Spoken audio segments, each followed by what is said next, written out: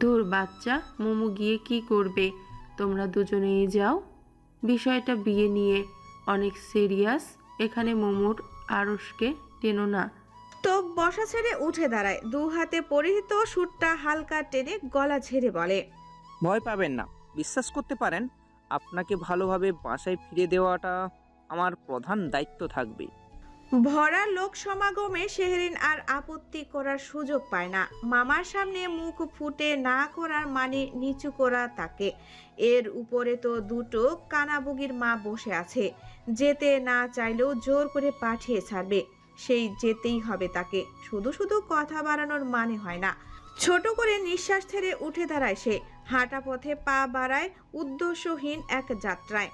আধারে ঢাকা সন্ধ্যা, চারপাশটা শান্ত নিরিবিলি। পাহাড়ের ঢালে ঘেঁষা ফরেস্ট লেকে বইছে নির্মল বাতাস, সবুজে ঢাকা সারি সারি গাছপালা আর স্বচ্ছ নীল পানির স্নান জ্যোৎস্নায় চিকচিক করে ওঠে। শেহরিন তৌফ গাড়ি হতে নেমে ধীরে ধীরে লেকের ভেতর হাঁটতে থাকে। দুজনের মধ্যে চলমান নীরবতা ভাঙ্গায় তৌফিক নিজেই। কণ্ঠ পরিষ্কার করে বলে, কমফোর্টেবল ফিল করছেন? জি। পাহাড় পছন্দ? হুম। ভাইয়া বলল আপনি নাকি প্রকৃতি পছন্দ করেন অনেক। লোকটা ভাইয়া হিসেবে কাকে সম্বোধন করছে বুঝতে পারে না শেহরিন। কয়েকক্ষণ চুপ থেকে নরম গলায় উত্তর দেয়, জি, প্রকৃতি ভালো লাগে। চলন্ত পথে তোপ নিজ হতেই টুকটাক কথা বলতে বলতে এগোয়। অন্যদিকে শেহরিন হুহা জি এর মধ্যেই সীমাবদ্ধ থাকে। নিজ হতে কিছু প্রশ্ন মনে জমা হলেও উন্মুক্ত করে না সে।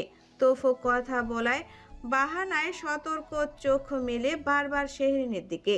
মেয়েটার শাড়িতে নজর কাড়ার রূপ তার বুকে প্রেমের জোয়ার তুলে। ইচ্ছে জাগে হাতটা ধরে হাঁটতে। নিজ হতে সে কিছুটা দূরত্ব ঘোচানোর জন্য কথার বাহানায় শেহরিনের দিকে হেলে। শুনলাম চট্টগ্রাম দ্বিতীয় আসনের বর্তমানে যিনি সংসদ সদস্য রয়েছেন, আই মিন সান্নিধ্য শাহজাহান খান, উনি নাকি তোমার পিছু লেগেছিল, পছন্দ করতেন এমন কিছু, তোমার খোঁজ খবরও নিতেন। শেহরিন তৌসিফকে তার দিকে হেলে আসা দেখে নিজেকে পর্যাপ্ত দূরে সরায়। মনে মনে বেশ বিরক্ত হয় কানাবগির মাদের উপর। সব আমলনামা জাহির করেছে অজানা অচেনা লোকের কাছে। মানুষ মানুষকে পছন্দ করতেই পারে, সিরিয়াস কোনো ম্যাটার ছিল না। তৌসিফ যথাসামান্য হাসে, ঠান্ডা গলায় বলে, হ্যাঁ তা তো, তবে এসব পলিটিক্যাল পার্সনদের থেকে সবসময় দূরে থাকবে। আমার শুনে ভালো লেগেছে যে তুমি এমপি সাহেবকে পাত্তা দাওনি, খুবই ভালো কাজ করেছো। এসব লোক সুবিধার নয়, আমরা তো প্রশাসনের লোক, আমরা জানি কে কেমন। উনি কি খুব খারাপ? এই পদে খুব সম্ভবত ওনার 1 না হয় 2 বছর চলছে। এর মাঝেই অনেক অভিযোগ এসেছে, অনেক কথা, সমালোচনা, থানা কেস অলরেডি ঘটিয়ে ফেলেছেন। বাট পাওয়ারফুল পারসন এমপি পদে থাকলে এইগুলো দুধ ভাত। কি কি অভিযোগ এসছে? তৌসিফ এক পলক শেহরিনের দিকে তাকিয়ে বলে, আপনি শুনতে আগ্রহী? আপনি না বলতে চাইলে ইটস ওকে। আপনি তো ভালো কথা জানেন।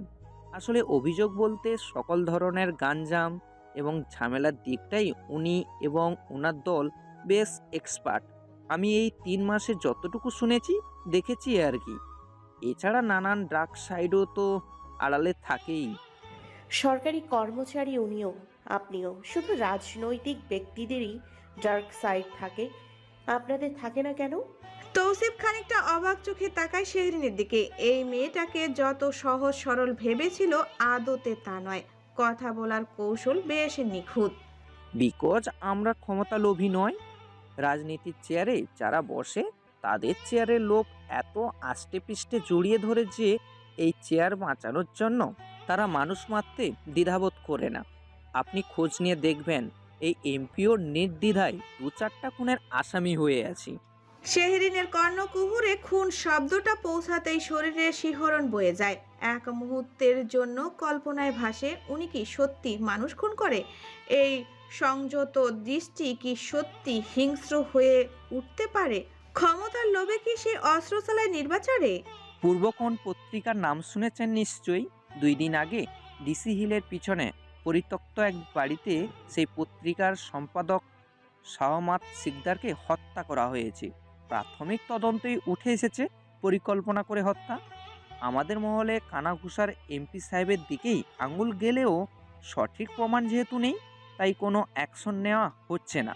উনি কেন? ওনার সঙ্গে দীর্ঘদিনের বিরোধ ছিল। শেহরিন আর কিছু জবাব দেয় না, দীর্ঘশ্বাস ফেলে বলে, যাক, আপনারা তাহলে নিজেদের সুশীল হিসেবে দাবি করতে পারেন। অবশ্যই আমরা সুশীল। এসব নোংরা রাজনীতিতে আমরা গা ভাসাই না। আমাদের কাজ হলো রাষ্ট্রীয় আইন এবং সরকারের প্রশাসনিক আদেশ মান্য করা। আমরা সেটাই সঠিকভাবে করি। শেহরিন জোরপূর্বক ঠোঁট চেপে হেসে তৌফের কথায় সমর্থন জানায়। রক্ত, খুন, হানাহানি এসবে ভীষণ দুর্বল সে।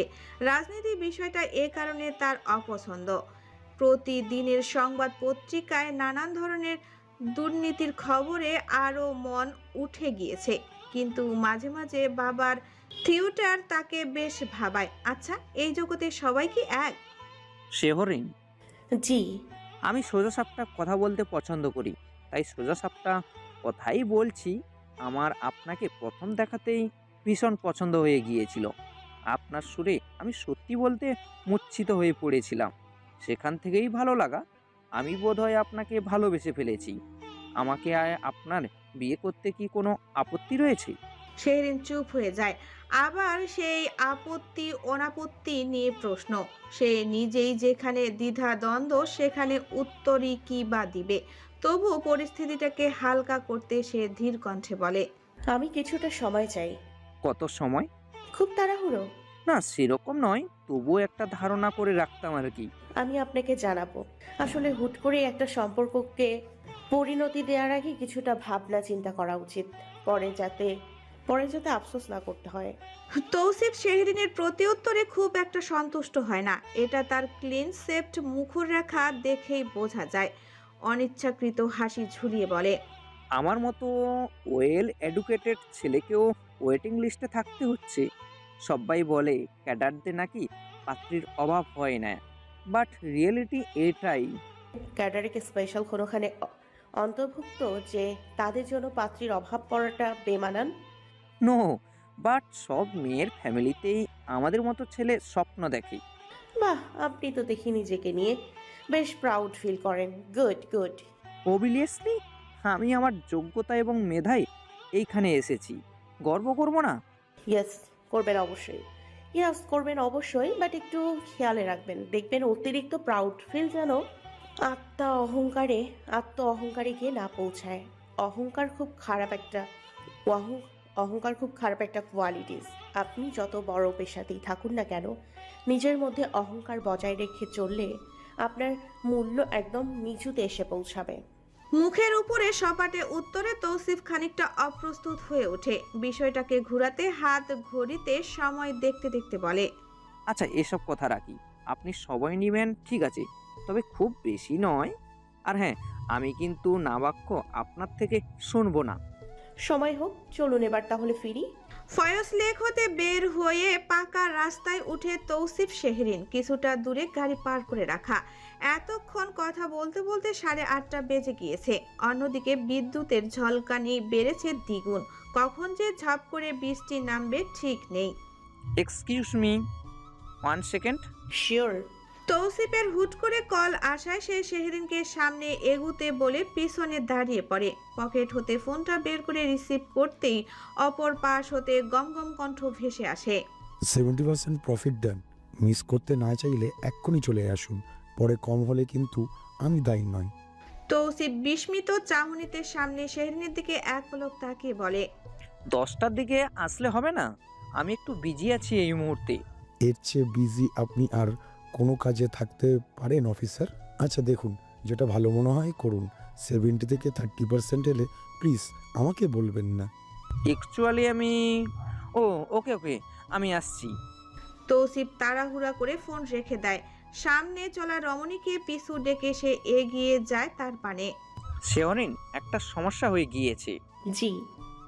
আমার একটা জরুরি কল এসেছে। এই মুহূর্তে আমাকে মিরসরাইয়ে যেতে হবে।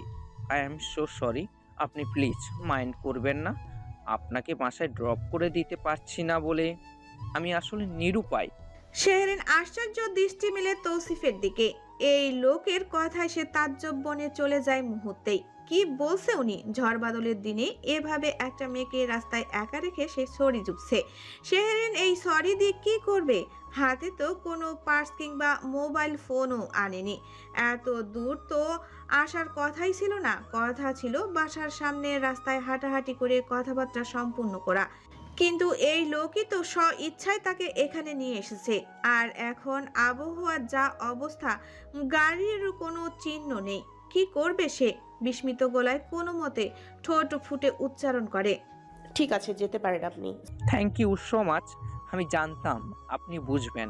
ওকে ভাই, শীঘ্রই দেখা হবে। তৌসিফ পার্কিং লতো গাড়ি নিয়ে চলে যায় নিমিষেই। শেহরিন ঠোঁট কামড়ে বিদঘুটে ব্যাপারটা হজম করতে গিয়েও যেন হজম করতে পারে না। ভেতর হতে উবড়ে আসে তার। এই লোকটা উচ্চ শিক্ষিত কিন্তু বিবেকবোধ নিম্রত।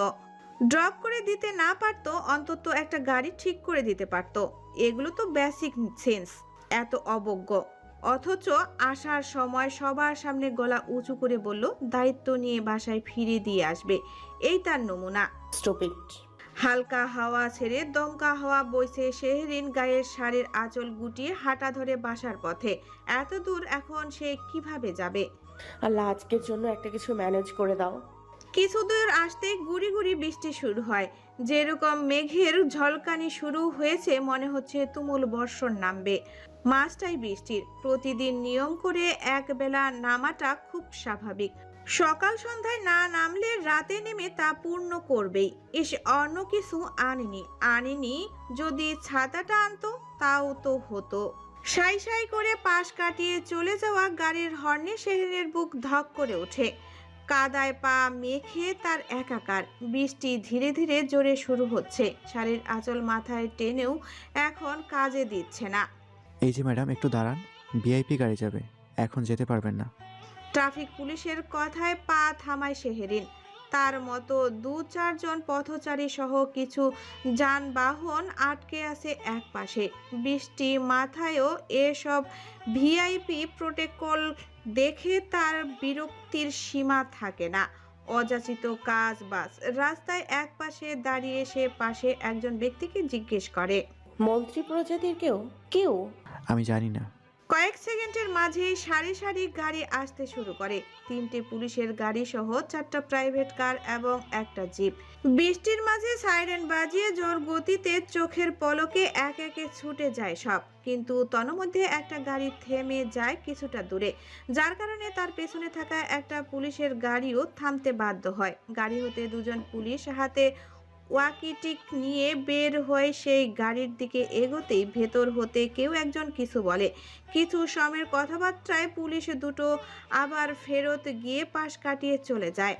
স্যার, এই সময় প্লিজ পাবলিক প্লেসে যাবেন না। শেহরিন, শিওর? আসিফ জানালা হতে মুখ ঘুরিয়ে বলে। জি ভাই। ওকে।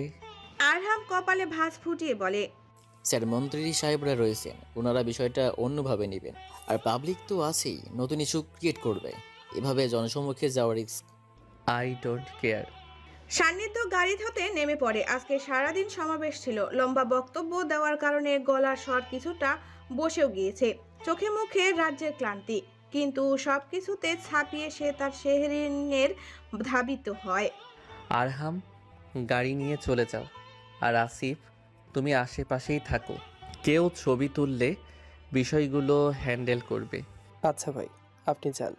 সান্নিধ্য শেহরিনের দিকে অগ্রসর হতেই ট্রাফিক পুলিশ বাঁশি বাজায়। আটকে রাখা সমস্ত গাড়ির সাথে কিছু পথচারী চলে যেতেই সান্নিধ্য জোর কদমে হেঁটে শেহরিনের কাছে এসে দাঁড়ায়। ঝিরিঝিরি বৃষ্টি ভেজা লগ্নে পুরুষালী পারফিউমের চেনা গন্ধ নাকে যেতেই শেহরিন ঘোমটার আবৃত মুখ বের করে তাকায়। ফলশ্রুতির সামনে সঙ্গে সঙ্গে দুজনের দৃষ্টি দুজনের পানে স্থির হয়ে যায়। সারাদিনের ক্লান্ত দেহ নিয়ে বাড়ি ফেরা এমপি সাহেব নীল শাড়ির সঙ্গে ঘোমটা টানা বধূরূপী লাবণ্যকে পরিপূর্ণভাবে দেখামাত্র বুকে তীব্র ব্যথা অনুভব করে। নিশ্চল হয়ে ওঠে তার মস্তিষ্কের প্রতিটি নিউরন। ক্লান্তি ভুলে সে সতেজতায় ডুব দেয় মুহূর্তেই। এই মেয়ে তাকে অন্তর্দাহ করতে যেন সামান্য কার্পণ্য করে না। কেন বারবার অনাকাঙ্ক্ষিতভাবে তাকে আহত করতে হবে? কেন তার হৃদয় গ্রাস করতে হবে? নেতা সাহেবের ভেতরে নাজেহাল অবস্থার খবরটা কি সে জানে না? অপরদিকে নেতা সাহেবকে কুপপাত করা রমণী সুপরিচিত ব্যক্তিকে দেখে কিছুটা স্বস্তির দমন ফেলে। লোকটার ব্যাকগ্রাউন্ড সম্পর্ক তার অজানা বা নেগেটিভ ধারণা থাকতে পারে, কিন্তু মানুষ হিসেবে লোকটা মন্দ নয়, এটা সে তার দৃষ্টি দেখেই নিশ্চিত হয়েছে বেশ আগে। তবে লোকটার থেকে বারে বারে সাহায্য চাইতে তার কিছুটা কুণ্ঠাবোধ হয়। সে নিজেই চায় উনি দূরে থাকুক, অথচ বিপদে পড়লে ঠিকই সাহায্য গ্রহণ করে। ব্যাপারটা কেমন আয়রনি হয়ে যাচ্ছে, তবুও সব কিছু দমিয়ে নিষ্প্রাণ কণ্ঠে বলে, বিপদে পড়েছি। এখানে কেন তুমি? হেঁটে যাচ্ছিলাম, আপনারা ভিআইপি লোকজন যাচ্ছিলেন জন্য দাঁড়িয়েছিলাম। কোথায় গিয়েছিলে? সাথে কেউ নেই? এক কানাবগির ছা ছিল সাথে, আমাকে দেখে ফেলে চলে গিয়েছে। সান্নিধ্য শেহরিনকে একটা দোকানের নিচে নিয়ে দাঁড় করায়। আশেপাশে তাকিয়ে দেখে রাস্তা শূন্য, যানবাহনের টিকিটটাও নেই। দু একটা করে কার আর সিএনজি যাচ্ছে শুধু। এই কানা বগিগুলো কে? আছে কিছু গিরগিটি প্রজাতি। আপনি নেমে এলেন কেন আমাকে দেখে? হুম, কেন? সান্নিধ্য এপার ওপার গাড়ি দেখতে দেখতে গম্ভীর কণ্ঠে বলে, কেউ উঠিয়ে নেওয়ার আগে আমি উঠিয়ে নিলে মন্দ কি? আসো। শেহরিন তটস্থ চোখে তাকায় সান্নিধ্যর দিকে, ভীত গলায় বলে, কোথায় নিয়ে যাবেন আপনি আমাকে? আপাতত আমার শ্বশুর বাড়ি চলো, এরপরে তোমার শ্বশুর বাড়ি যাব। ঝিরি ঝিরি বৃষ্টি স্নাত রাত, পাশাপাশি হেঁটে চলছে দুজন মানব মানবী। খুব সম্ভবত পাওয়ার কাট হয়েছে বৃষ্টির কারণে। সোনার পাওয়ার লাইটের স্লান আলো ঝলছে রাস্তা জুড়ে। নির্জন রাস্তার সামনে হতে আগত যেসব পথচারী আসছে, সবাই মোটামুটি এমপি সাহেবকে দেখে স্থির চক্ষু মেলে পাশ কাটিয়ে যাচ্ছে। কেউ মুখ ফুটে কিছু না বললেও হয়তো পেছনে ঘুরে তাকালে বোঝা যাবে তাদের দৃষ্টি সেই একই ব্যক্তির উপরেই রয়েছে। কিন্তু এমপি সাহেবের সেদিকে বিশেষ একটা খেয়াল নেই। সে বুঝতে পারছে লোকজন তাকে দু চোখের ক্যামেরায় বন্দি করছে। একটু আকব দিয়ে সমাবেশে ভাষণ দেওয়া নেতাকে হঠাৎ রাস্তায় একটা মেয়ের সঙ্গে দেখাটা অস্বাভাবিকের মতোই। সে জানে পাবলিকের এই চক্ষু দৃষ্টি তাকে আবারও তুমুল সমালোচনায় নিয়ে আসবে। বিরোধী দল রুটাবে নানান ধরনের গুজব। মিডিয়ার লোকেরা এসে অফিসের দোরগোড়ায় ভিড় জমাবে। আরহামের ঘাম ছুটবে সবকিছু ম্যানেজ করতে। স্বল্প সময়ের জন্য মারপিটও হয়ে যেতে পারে আড়ালে অন্তরালে, কিন্তু এই পুরুষের পরোয়া কিসে? সে যেটা করতে চাইবে সেটা সে নিজের ক্ষতি হলেও করবে। সাদা পাঞ্জাবি ভিজে সুঠাম দেহে পিষ্টে লেগে রয়েছে, চুলগুলো হতে ঝরছে এক ফোঁটা দু ফোঁটা করে পানি। শান্ত চক্ষুতে তার দৃষ্টির সামনে নিবদ্ধ এক অদ্ভুত শীতলতায় সে নিজেকে মুড়িয়েছে নিদারুণ চিত্তে।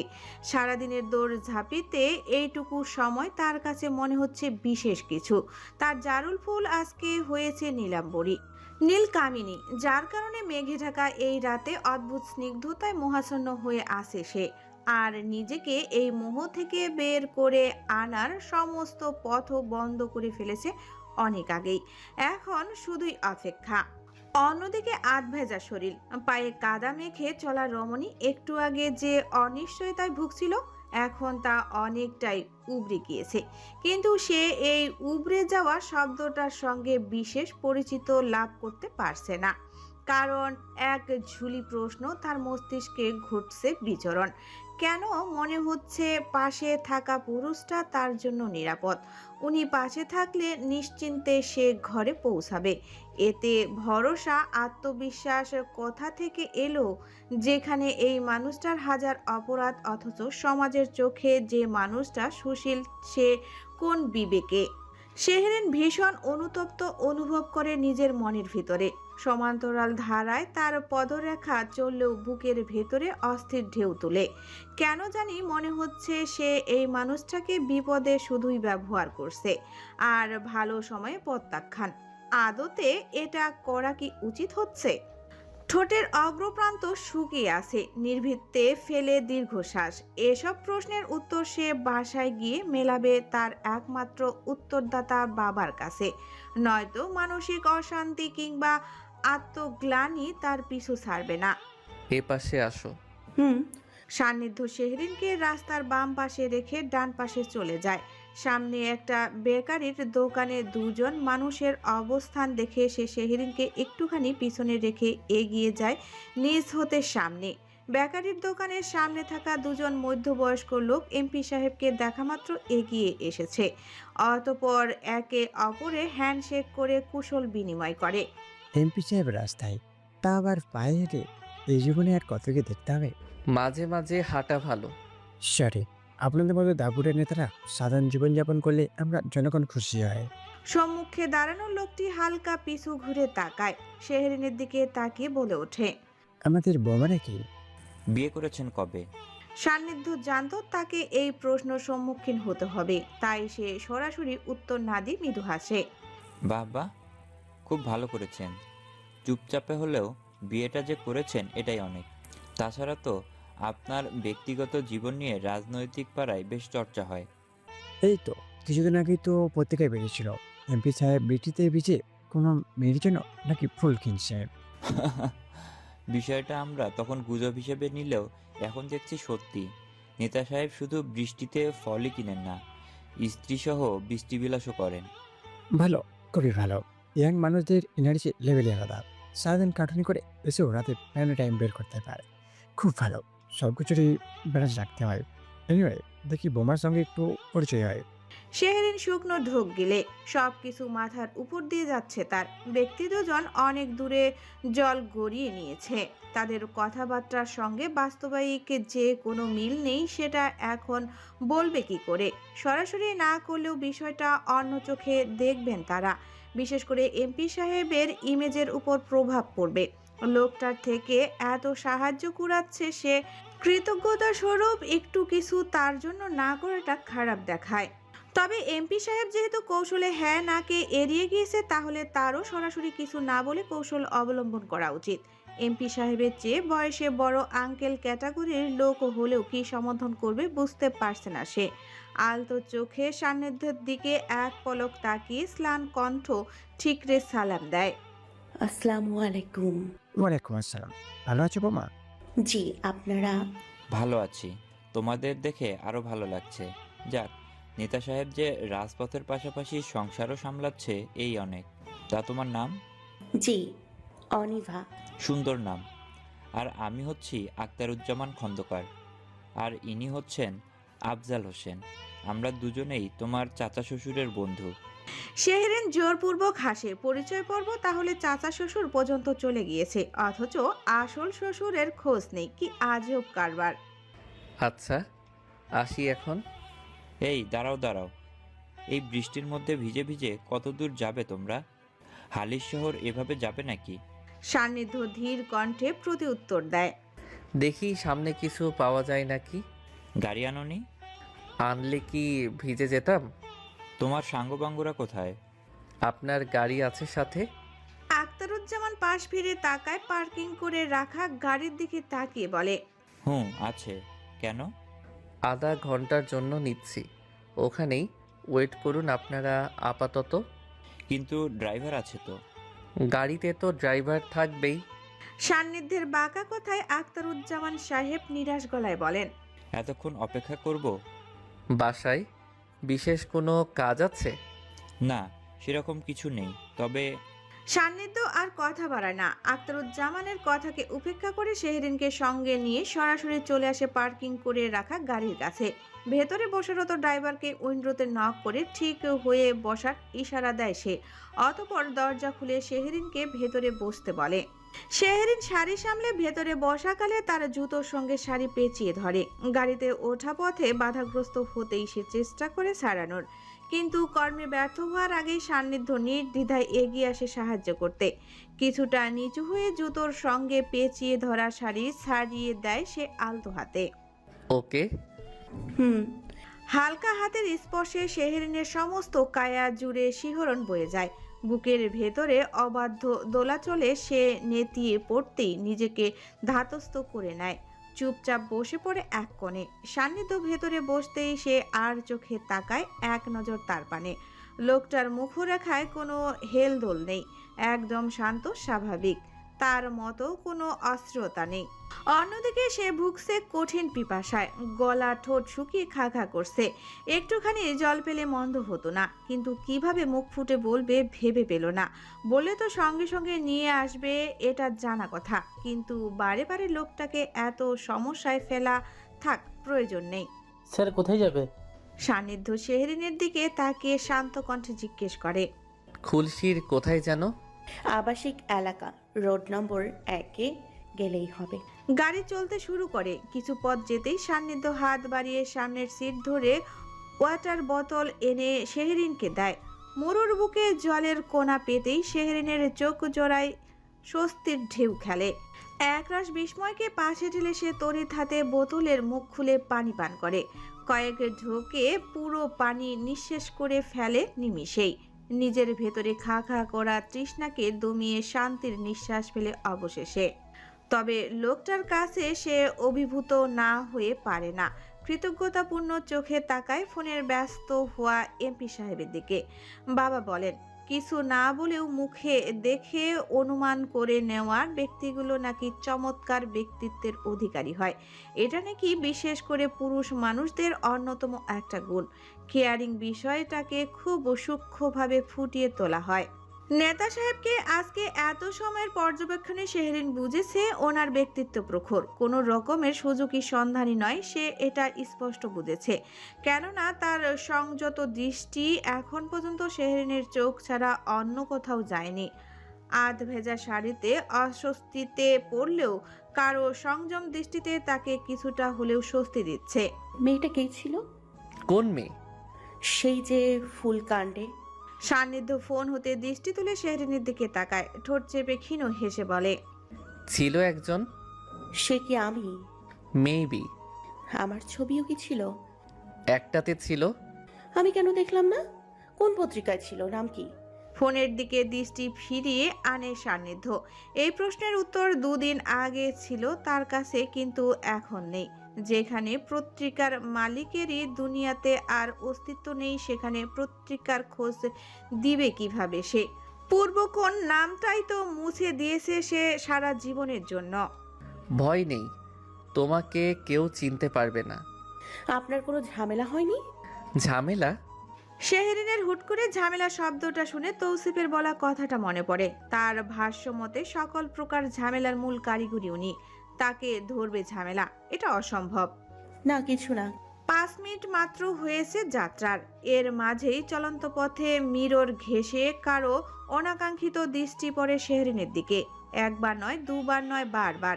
একটুখানি সময় বিরতি দিতেই তাকিয়ে থাকে তার দিকে। শেহরিন সামনের দিকে তাকাতে গিয়ে 2 হতে 3 বার অযাচিত দৃষ্টির মুখোমুখি হয়। কপাল কুঁচকে সে উইন্ডোর বাহিরে নজর রাখে, মনে মনে অল্প স্বল্প কিছু গালি ছুড়ে ড্রাইভারের দিকে। ফোনে নিজ কার্যে ব্যস্ত হওয়া এমপি সাহেব প্রয়োজনীয় কাজটুকু সেরে দৃষ্টি তোলে সম্মুখে। লাইনে থাকা আসিফের সঙ্গে কথা বলতে বলতে তার তীক্ষ্ণ দৃষ্টিতে এসে ধরা পড়ে ড্রাইভারের চাহনি। অতঃপর সঙ্গে সঙ্গে মাঝপথে কল কাটে সে। ফোনটা পকেটে রেখে গম্ভীর স্বর উন্মুক্ত করে বলে, গাড়ি থামাও। জি স্যার। গাড়ি থামাও। কেন স্যার? শেহরিন পাশে থাকায় সান্নিধ্য মুখে আসা গালি হজম করে নেয় অনেক কষ্টে, নয়তো এতক্ষণে হিব্রু ভাষায় গালাগালি দিয়ে উদ্ধার করে ফেলতো সে। ড্রাইভার এমপি সাহেবের কড়া চাহনি দেখে গাড়ি থামিয়ে ফেলে তৎক্ষণাৎ। সান্নিধ্য দরজা খুলে নেমে ড্রাইভারকে বাইরে আসতে বলে। চলমান ঘটনায় শেহরিন ড্রাইভার দুজনই অবাক নয়নে তাকিয়ে থাকে এমপি সাহেবের দিকে। কি হয়েছে?